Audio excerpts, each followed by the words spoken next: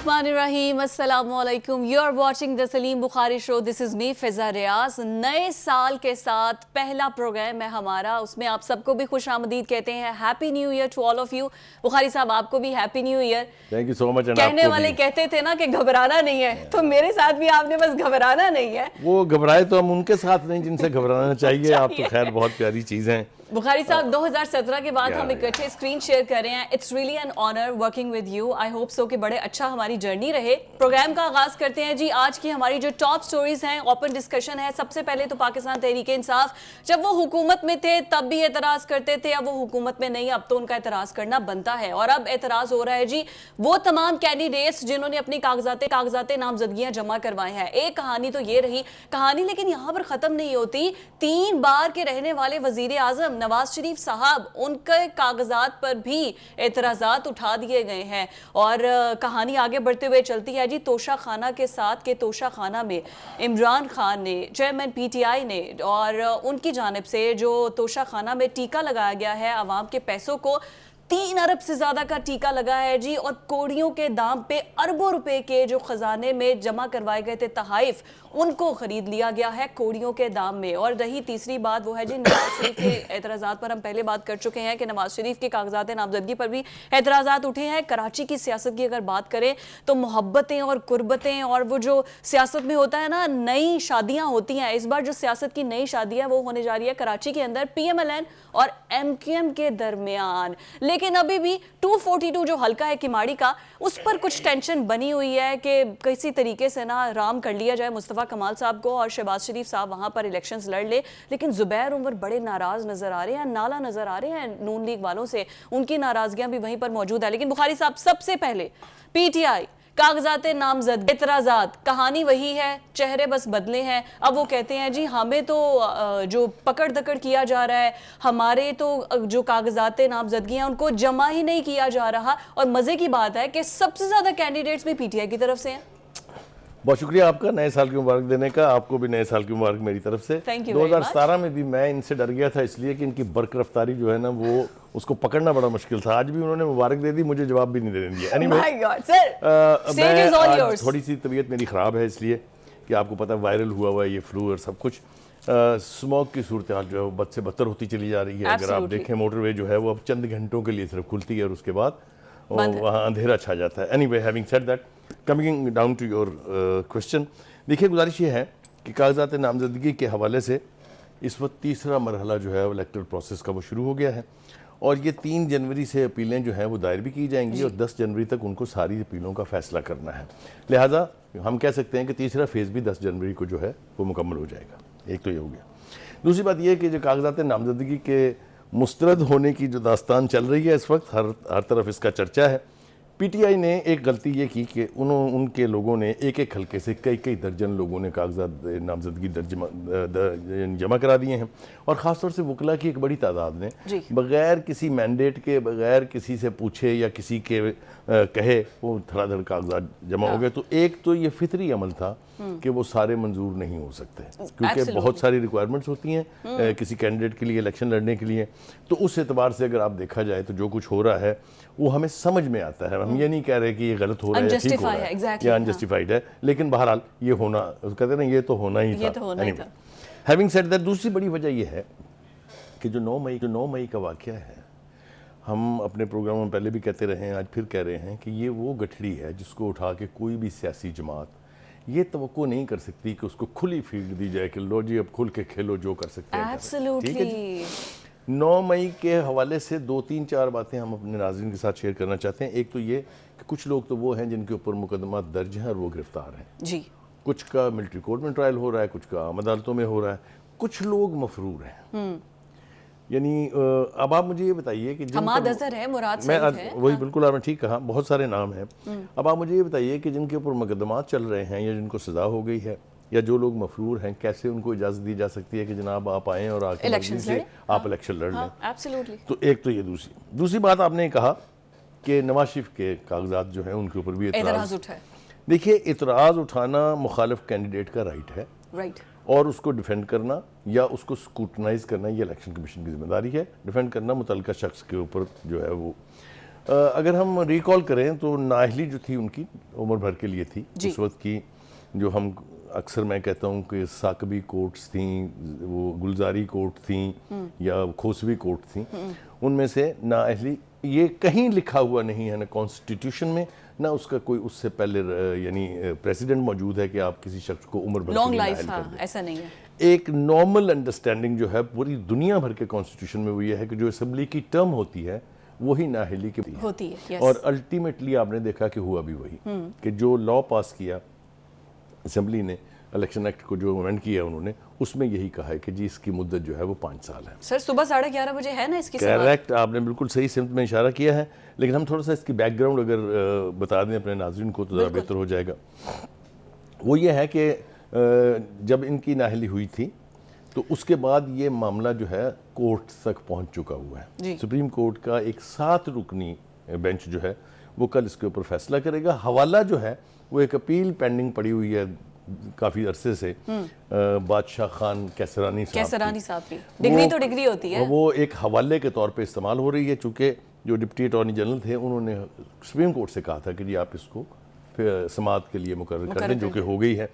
तवक्को ये है कि कल ये जल्दी से समाअत होगी और इसके ऊपर कोई ना कोई फैसला सामने आ जाएगा। इसलिए कि इसको इसलिए लिंगर ऑन नहीं किया जा सकता because it's a question of deciding somebody's fate कि उसने इलेक्शन लड़ना है या नहीं लड़ना। एग्जैक्टली। और फिर ये कि नवाज शरीफ इस एतबार से अकेले नहीं है, आपको पता है जहांगीर तरीन के साथ यही हो चुका है और पहले भी कुछ बहुत सारी डिस्क्वालिफिकेशंस हुई थी। आपको याद है तिलाल की हुई थी, दानियाल अजीज की हुई थी, सारे बहुत सारे नाम है। तो इस एतबार से हम भी तवक्को करते हैं कि सुप्रीम कोर्ट इस मामले में सही फैसला इसलिए कर पाएगी कि जब से काजी फायज ईसा आए हैं आपने देखा कि सुप्रीम कोर्ट का रवैया यह है कि जो भी पार्लियामेंट एक्ट पास कर दे, कानून पास कर दे, अमेंडमेंट कर दे, वो उसको रिस्पेक्ट कर रहे हैं।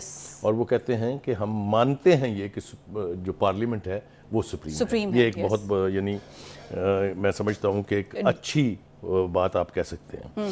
दूसरी बात ये कि जो इंसाफ है वो जैसे कहते हैं ना कि इंसाफ होता हुआ दिखाई देना चाहिए। उस एतबार से हमने देखा कि 2 बहुत ही अहम केसेस को सुप्रीम कोर्ट ने लाइव लोगों तक पहुंचाया, जिसका कोई प्रेसिडेंट मौजूद नहीं था और बहुत सेंसिटिव केसेस थे। एक तो इलेक्शन ही के हवाले से था अगर आपको याद हो, और दूसरा भुट्टो साहब की जो फांसी है उसके हवाले से था। तो हम ये तवक्को करेंगे सुप्रीम कोर्ट से कि वो मेरिट्स पर फैसला करके इस केसिए को हमेशा के लिए तय कर दें। ठीक हो गया? डिटेल डिस्कशन करते हैं after this break. Stay with अस।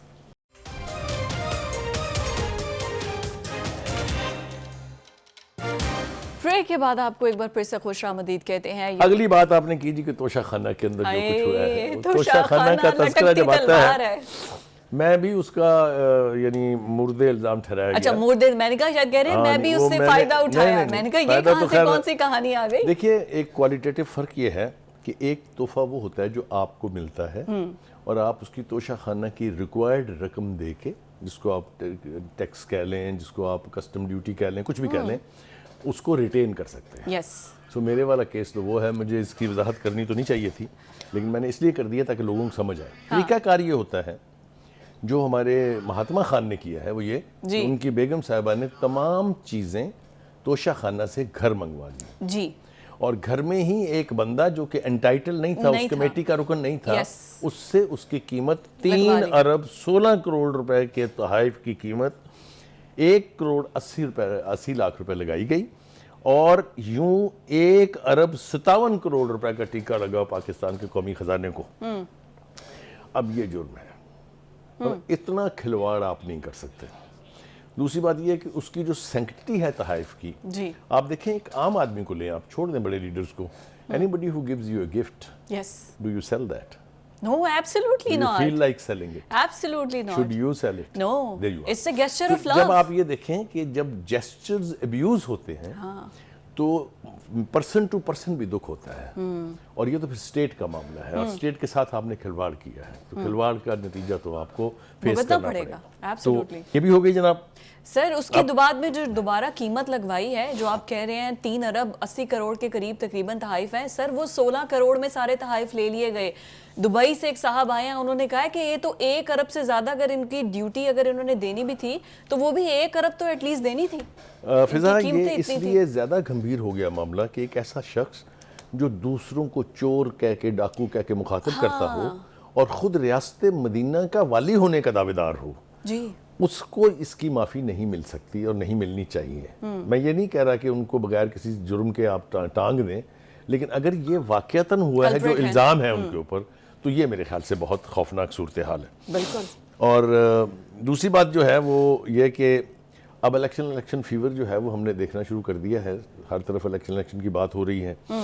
अभी हम बात कर रहे थे, हमारे एक कलीग हैं, उनके भाई भी इलेक्शन लड़ रहे हैं। जी जी जी जी, अपने बस कोई इतराज ना हो प्रोविंशियल असेंबली का।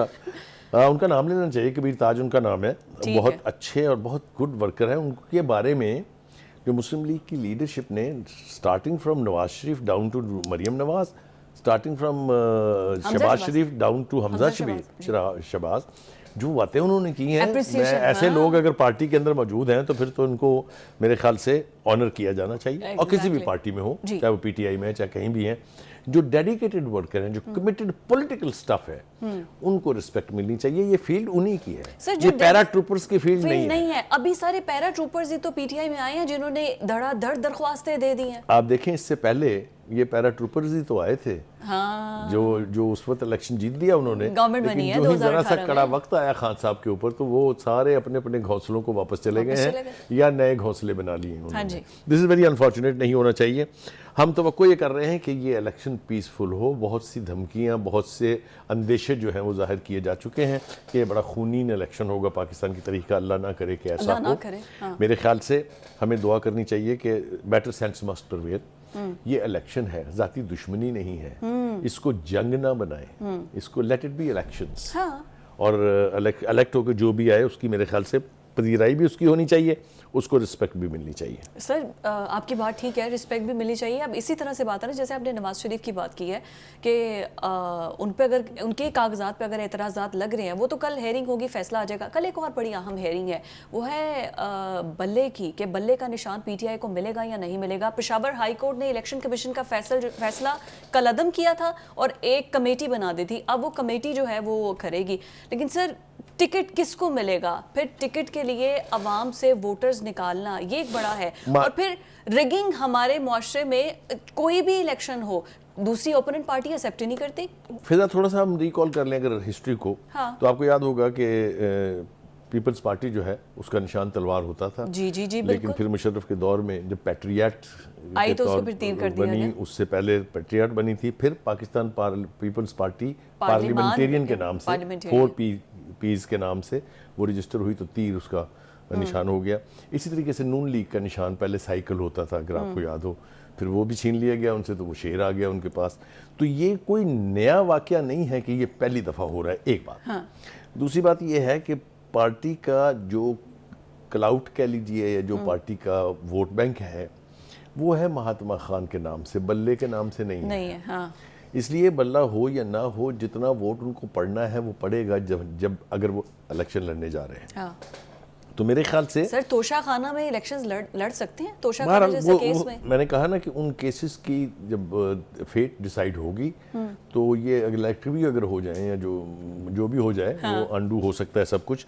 हम दुआ नहीं कर रहे हैं कि ऐसा हो, लेकिन अगर मेरिट्स केसेस के ऐसे हैं तो फिर ये होके रहेगा। Yes absolutely. और अगर होके रहता है, एक ये बात बड़ी आती है कि इलेक्शंस के दिन धांधली हुई है, हम अपने उम्मीदवार जो सिलेक्ट हुआ है, जिसको वोट मिले हैं, जो आया है, नहीं जी धांधली हुई है। और धांधली का किस्सा हमारे मुआशरे के अंदर ऐसे है जैसे 2018 के इंतखाबात में भी यही था, उससे पहले 2013 के इंतखाबात में भी था, 2008 के इंतखाबात में भी यही था, उससे पहले तो दूसरा रहा था ना। आज तक जितने भी इलेक्शन पाकिस्तान में हुए हैं, 1970 का इलेक्शन एक ऐसा इलेक्शन जिसके बारे में ये कहा जा सकता है, दावा किया जा सकता है कि वो फेयर एंड फेयर था। हाँ। लेकिन उसके बाद से हर इलेक्शन के अंदर धांधली के इल्जामात लगे हैं, और इस हद तक लगे हैं कि जो पार्टी जीत गई है उसने भी कहा कि धांधली हुई है। हाँ, ये कितनी अजीब बात है वैसे। लेकिन हमें तवक्को ये करनी चाहिए कि इलेक्शन जो है वो फेयर एंड फ्री हो। लेकिन sir free and fair elections के साथ आप ये देखिए कि अभी जो शहबाज शरीफ की गवर्नमेंट अभी गई है, उसमें महंगाई बहुत ज़्यादा हुई है।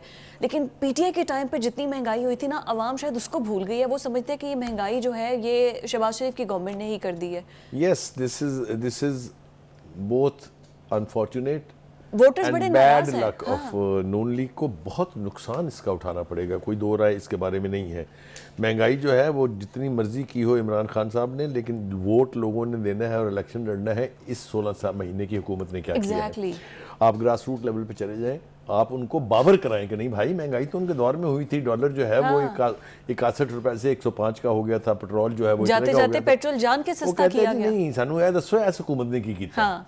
तो that track record is bad, और उसकी अब कितनी कीमत चुकानी पड़ेगी ये तो मैं नहीं कह सकता, लेकिन ये एक वो जिसको कहते हैं गठड़ी है जो उठानी पड़ेगी नून लीग को। और फिर नून लीग के अंदर टिकट्स की तकसीम के किसको टिकट मिलने जा रहा है, किसको नहीं मिलेगा, और उसके साथ साथ बड़ी इंपॉर्टेंट बात कि जो नाराज लोग हैं, शाहिद खान अब्बासी और अभी जैसे जुबैर उमर की हम बात कर रहे थे कि मोहम्मद जुबैर भी नाराज नजर आ रहे हैं। कराची के अंदर गवर्नर सिंध वो रह चुके हैं, क्या सूरत हाल है कराची में और क्या होने जा रहा है? सर ब्रेक के बाद, ब्रेक पर जाना है हमने, ब्रेक के बाद वापस आएंगे तो फिर कराची की सूरत हाल जो कि सबसे इंपॉर्टेंट है और सबसे बड़ा जो रेवेन्यू जनरेट होता है वो कराची से होता है, और कराची के अंदर क्या क्या तब्दीलियां आ सकती हैं, कौन सी सियासी जोड़ियां बन रही हैं, बात करते हैं इस ब्रेक के बाद।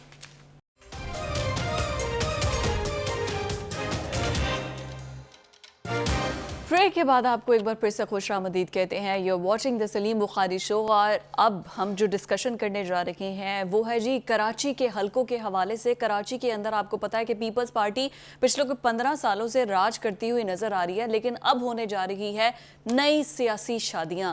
वो होने जा रही हैं एमक्यूएम के दरमियान। वैसे एमक्यूएम एक ऐसा हॉट फेवरेट केक है कि कोई भी इससे शादी करने को तैयार हो जाता है, तो इस बार जो शादी करने के लिए तैयार हुई है वो है जी PMLN तैयार हो गई है। बुखारी साहब, इस सियासी शादी पर आप क्या कहेंगे? लेकिन अभी भी कुछ फुफियां हैं जो मानी नहीं है, जैसे कि हल्का 242 वाली फुफी है।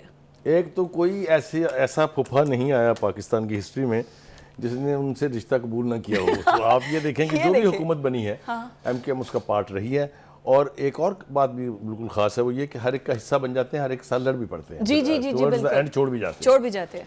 But anyway MQM is a reality in urban areas of Sindh, कोई दो शख्स इसको डिनाई नहीं कर सकता। इसलिए प्यारी दुल्हन को कौन छोड़ता है सर? उसको अभी जो कोशिशें हो रही हैं बहुत ज़्यादा मेरे ख्याल से फोकस किया हुआ है नून लीग ने कराची में कि उनको पीपल्स पार्टी के अगेंस्ट जितनी भी पार्टीज़ हैं उनके साथ कोई ना कोई रिश्तेदारी करनी, तो खैर इस्तिलाहन ठीक है, लेकिन ये कि ताल्लुक़ बनाना है, एक अंडरस्टैंडिंग पैदा करनी है, एक सीट एडजस्टमेंट करनी है। तो उस हवाले से हम देख रहे हैं कि बहुत हैक्टिक कोशिशें जो हो रही हैं।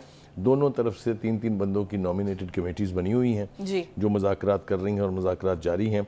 थोड़ा सा तारीख़ी एतबार से अगर हम देखें तो ये है कि नून लीग और पीपल्स पार्टी में भी अक्सर मुफाहमत होती रही है। जी जी बिल्कुल। और जब भी ये मुफाहमत होती है तो नून लीग पीछे हट जाती है, बैकफुट पे चली जाती है। बैकफुट पे चली जाती है। सिंध की सियासत में मुफाहमत ना एब्सोल्युटली राइट, क्योंकि वो दौर बीत गया जब नून लीग के इन रोड्स थे इंटीरियर सिंध में, जब गौसली शाह जैसे लोग इलेक्ट हो जाते थे वहाँ से, बिल्कुल आपने देखा, और मुसलसल इलेक्ट होते रहे। तो ये किसी न किसी हतमी नतीजे पर पहुंच जाएगी। ये गुफ्तगू जो है इस वक्त मेरा ख्याल है हम ये अगर कहें कि आखिरी मराहल में है तो गलत नहीं होगा। देखिए सिंध में जो है ना वो इलेक्शन के डायनामिक्स बिल्कुल मुख्तलिफ हैं। वहाँ पर जो कॉम्प्रेस पार्टियाँ हैं जो कि बहुत सारी हैं, वो कभी भी इस तरह से इलेक्शन नहीं जीती हैं कि वो हुकूमत बना सकें। मिसाल के तौर पर आपको याद होगा GM सैयद की पार्टी जय सिंध बहुत बड़ा फैक्टर है सिंध की पॉलिटिक्स का। इसी तरह से रसूल बख्श पलेजो ये भी एक नेशनलिस्ट पार्टी को लीड करते थे।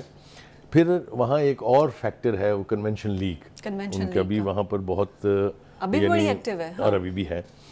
और फिर अल्टीमेटली इन सारी जमातों ने मिलकर एक इत्तेहाद बनाया जिसको हम GDA कहते हैं, grand democratic alliance. Thanks for correction. तो GDA के साथ भी मुज़ाकरात जो है नून लीग के काफ़ी एडवांस स्टेज पर पहुंचे हुए हैं, और तवक्को यही है कि उनके साथ भी शायद सीट एडजस्टमेंट हो जाएगी या कोई अलायंस बन जाएगी। अब आइए जनाब दूसरी तरफ देखें कि सिंध में पीपल्स पार्टी और MQM ये दो बड़े फैक्टर्स हैं।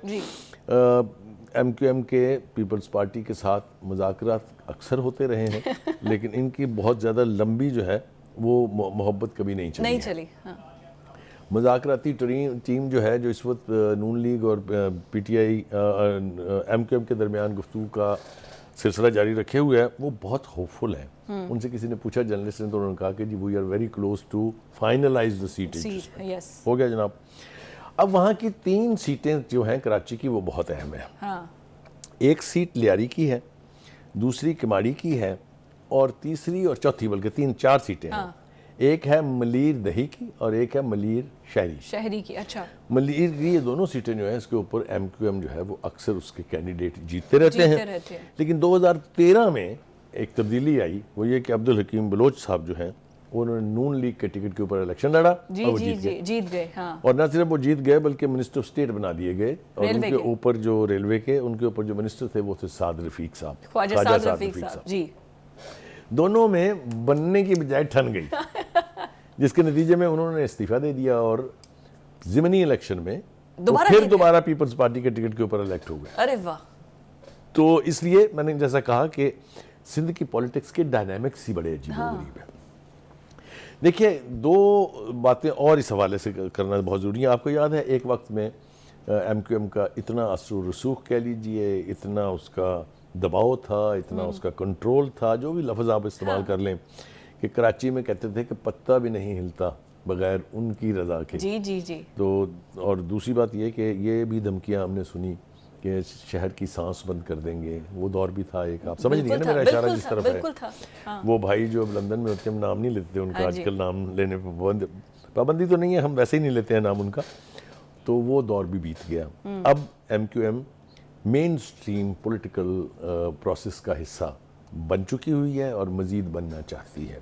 आपने देखा कि उसके जितने मकामी धड़े थे वो सारे जम हो गए, which is I think good for the MQM as well as for the politics in Sindh में। सिंध के लिए बड़ा जरूरी है। शहरी इलाकों की पॉलिटिक्स जो है, खासतौर से कराची, हैदराबाद और सक्खर की, ये बहुत मैटर करती है। हाँ, सर 242 पे मुस्तफ़ा कमाल को ये सारे धड़े मिलके मना पाएंगे कि शहबाज शरीफ के लिए कर दें? देखिए, अगर आप इलेक्शन का रिजल्ट देखें पिछली दफ़ा का जो 2018 का था, तो बल्कि उसके बाद जो ज़िमनी इलेक्शन हुआ, अगर आपको याद हो, उसके अगर आप रिजल्ट्स देखें तो शहबाज शरीफ साहब बहुत कम मार्जिन से हारे थे। जी, याद है ना आपको? इसका मतलब ये हुआ कि उस कॉन्स्टिट्यूंसी में कहीं ना कहीं नून लीग का वोट बैंक मौजूद है। तो ये मंजरनामा जो है इस वक्त हमारे सामने, इसके नतीजे में मेरा ख्याल ये है कि पीपल्स पार्टी को थोड़ा बहुत ज़ोफ ज़रूर पहुँचेगा। वैसे तो पीपल्स पार्टी की तरफ से ये कहा जा रहा है कि जी हमें लेवल प्लेइंग फील्ड नहीं मिल रही है। जी, बार। हाँ, और वो उनके इशारे इसी तरफ हैं, ये जो एक्टिविटीज़ हो रही हैं सारी।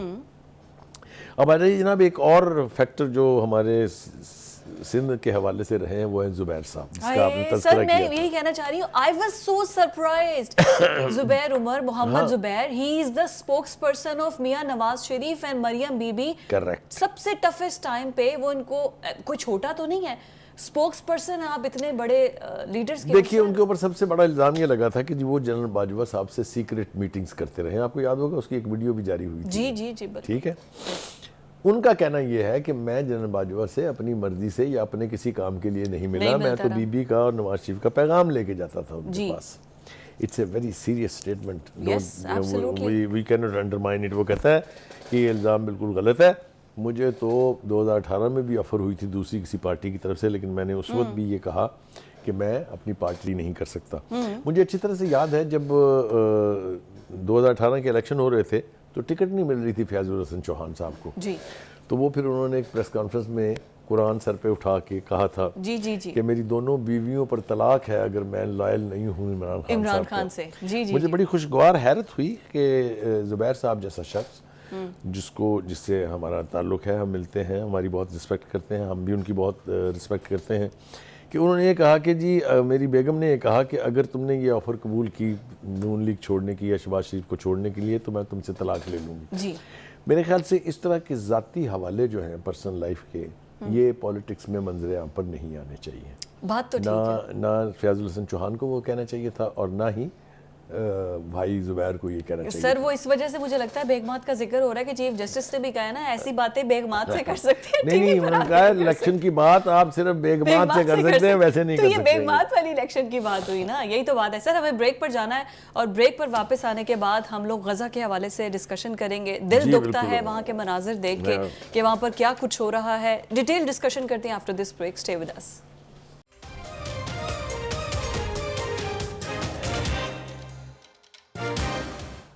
ब्रेक के बाद आपको खुश आमदीद कहते हैं और अब अभी गजा पट्टी पर जो सूरत हाल है इस वक्त उसकी कुछ बात करते हैं कि जहां एक जानिब पूरी दुनिया जश्न मना रही थी 2024 के अंदर कि किस तरीके से उसको सेलिब्रेट किया जाए कि हम न्यू ईयर के अंदर एंटर हो रहे हैं। किसी ने सोचा कि 2023 के इख्तिताम में और 2024 के अंदर दाखिल होते हुए इसराइली फोर्सेस फ़लस्तीनियों पर किस तरीके से बम्बार्डमेंट कर रही थी, वहाँ पर जेनोसाइड का वो जश्न मना रही थी। और अभी जो प्रूफ मिलते हैं और जिस किस्म की वीडियोस सोशल मीडिया पर देखने को मिलती हैं, वहाँ पर तो किसी जानवर ऐसी ज़िंदगी नहीं गुजार सकते जैसे हमारे मजलूम फ़लस्तीनी बहन भाई वहाँ पर ज़िंदगी गुजार रहे हैं और हम लोग उनके साथ खड़े हैं, इज़हार यकजहती के लिए खड़े हैं। लेकिन पूरी दुनिया को, पूरे वेस्ट को जो ह्यूमैनिटी पर इतनी बात करते हैं कि एक आप देखें कि कैट्स एंड डॉग्स, जानवरों के इतने राइट हैं कि अगर उनको कोई नुकसान पहुंचा दे तो उनको 10-10 साल की जो है वो डेथ सेंटेंस हो जाती है या फिर आपको उम्र कैद गुजारना पड़ती है। वो इंसानी जानों के ज़ाया होने पर कुछ नहीं कर रहे, सब खामोश हैं। बुखारी साहब, मैं चाहूँगी कि गज़ा की सूरत हाल पर आप कुछ कहिए, हमारे मजलूम बहन भाई, और मैं चाहूँगी हमास का करैक्टर जो है कि किस तरीके से हॉस्टेज जो है उन्होंने रखे हुए थे उनको क्या खूबसूरती से रखा है, क्या मेहमान नवाजी की है उन्होंने। देखिए, पहली बात तो यह है कि 2023 जो है वो यकीनी तौर पर और बजा तौर पे कहा गया कि फ़लस्तीनियों की नस्ल कुशी का साल था। बिल्कुल। इस हवाले से जो चंद बातें हैं वो मैं करने से पहले एक बात पाकिस्तान की कौम को भी ट्रिब्यूट पेश करना चाहता हूँ कि ये जो किसी की सुनते नहीं हैं, इस मरतबा उन्होंने नए साल की सेलिब्रेशंस को हुकूमत के प्राइम मिनिस्टर की ख्वाहिश के मुताबिक, मुतालबे के मुताबिक बिल्कुल सादगी से, सवाए पैगामात, और वो भी अगले दिन सुबह हाँ। रात का कोई जश्न, कोई आतिशबाजी, कोई फायरवर्क, कुछ नहीं था। सो हम सलाम पेश करते हैं कि मुस्लिम कॉजेज जो हैं उसके साथ खड़ा होने का यही अंदाज होता है कौमों का। एक बात। दूसरी बात यह है कि जब हम कहते हैं कि 2023 नस्ल कुशी का साल रहा है, थोड़ी सी ज़रा फैक्ट्स जो है वो आपके सामने रखना बहुत ज़रूरी है। अब तक जो है शहीद होने वाले जो अफराद हैं उनकी तादाद 21,800 हो चुकी है, जबकि ज़ख्मियों की तादाद 56,451 से बताई जाती है।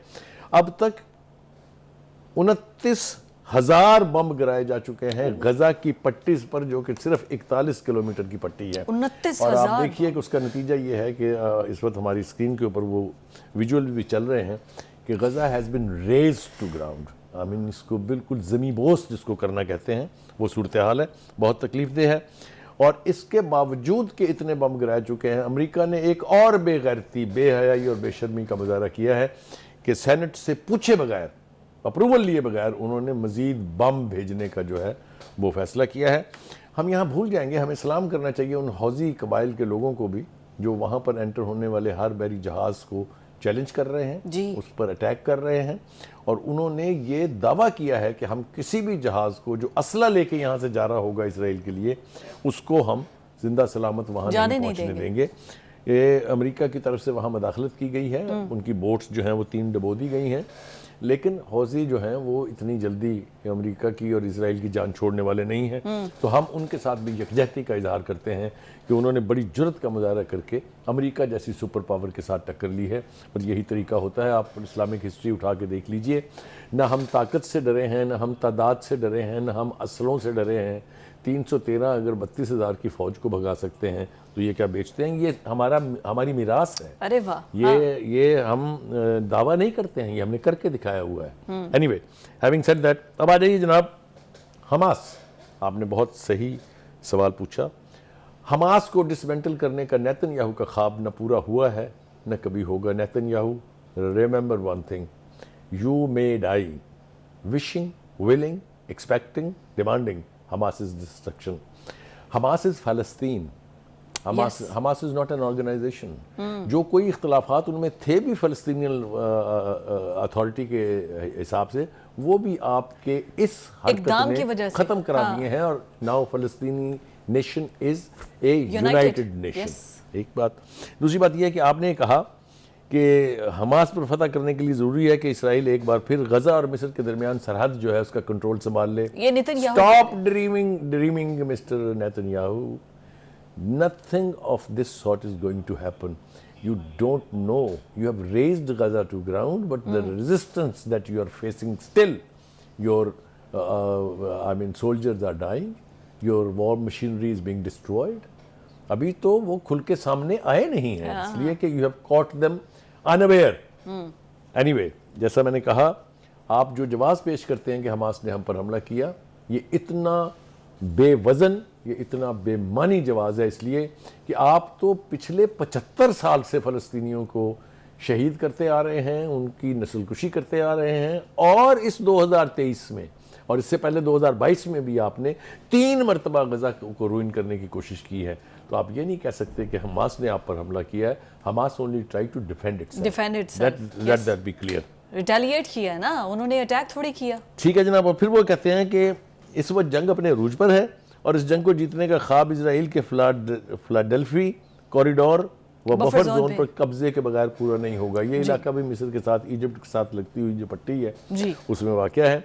मैंने जैसा कहा, keep dreaming, you will be challenged on every step and every inch of Gaza. Sir, उनकी आवाम ही चैलेंज कर रही है। मैं चाहूंगी कि आप उस लड़के का भी जिक्र करें जिसने रिजेक्ट किया है। भाई बात यह है कि वो कहते हैं ना कि जब आप इंसानियत भूल जाएं, जब आप इंसानियत का खून करने लग जाएं, तो आपके अंदर से वो शगुफे फूटते हैं जो आपकी माइट को चैलेंज करते हैं, स्क्रीन पे आपको गलत साबित कर देते हैं। जिस बच्चे का जिक्र आप कर रही हैं, आइडो एलाम शायद नाम है उनका जी, वो हम सलाम पेश करते हैं आपको कि आपने अपनी फौज की कार्रवाई के खिलाफ आवाज़ उठाई है, आपने इस हमले को नाजायज़ करार दिया है, आपने इसे गजा के साथ ज़्यादती से ताबीर किया है। आप मुसलमान नहीं हैं, लेकिन हम आपके जज्बे की, हम आपकी स्पिरिट की तारीफ किए बगैर जो है वो नहीं रह सकते हैं। देखिए जनाब, ये तो हो गई एक सूरत हाल। दूसरी सूरत हाल ये है, हम अक्सर अपने प्रोग्राम में ये जिक्र करते रहते हैं कि ये फैक्टर्स तो चलिए, ये तो कुदरत की तरफ से है ना, कि एक अंदर से इजरायली जो है वो सिपाही बोल पड़ा है, बगावत की है उसने। लेकिन हमारे मुसलमान मुल्कों ने अभी तक वो बेहिसी, वो बेअमली, वो दोगला रखा हुआ है। ना OIC में कोई ऐसी मूवमेंट हम देख रहे हैं, ना अरब लीग में देख रहे हैं। मुझे अफसोस है इस बात पर कि सब कुछ जानते हुए कि एक मुसलमान कौम की नस्लकुशी हो रही है, आप अभी भी अपने यानी नए साल की खुशियां मना रहे हैं, आप अपने टावर्स जो हैं उनके ऊपर रोशनियां कर रहे हैं, फायरवर्क्स हो रहे हैं। खुदारा ये मौका ज़ाया ना कीजिए, क्योंकि ये जो हाथ आज गिरेबान तक फ़लस्तीनियों के पहुंचने की कोशिश कर रहे हैं, जी, you are not far away from that. तो मैं बद्दुआ तो नहीं देना चाहता, ना ये कहना चाहता हूँ कि ऐसा हो, खुदा करे कभी ना हो ऐसा, लेकिन अगर फ़लस्तीन के बच्चे सिसकेंगे, अगर वहाँ के जवान शहीद होंगे, अगर वहाँ के बूढ़े मलबे के तले दबेंगे, तो फिर ये कहते हैं ना कि ये फिजा किसी की नहीं है। फिर ये दस्तक जो है आपको भी सुनाई देगी। आहिस्ता-आहिस्ता ये हाथ इससे बचने का एक ही तरीका है कि आप इतनी फोर्सफुल तरीके से अपनी माइट को, अपने पैसे को, अपनी फौज को, अपने असले को इस्तेमाल करें कि नेतन्याहू जैसा पागल आदमी अपने बाल नोचने पे। सर, शट अप कॉल देने की बात है ना, 57 मुस्लिम ममालिक हैं, मिलकर कुछ तो करें। शट अप कॉल देने का एक ही तरीका है कि आप खड़े हो जाएं उनके खिलाफ। लाउड एंड क्लियर मैसेज जाए कि हम सब इकट्ठे हैं और फलस्तीन के खिलाफ हम सब इकट्ठे लड़ेंगे। आखिर 57 इस्लामी ममालिक हैं, कुछ तो करें ना। Sir, thank you so much. और हमें नाज़रीन जाना है प्रोग्राम के इख्तिताम की तरफ। आपसे अब कल इंशाल्लाह मुलाकात होगी। इजाज़त दीजिए, अल्लाह हाफ़िज़।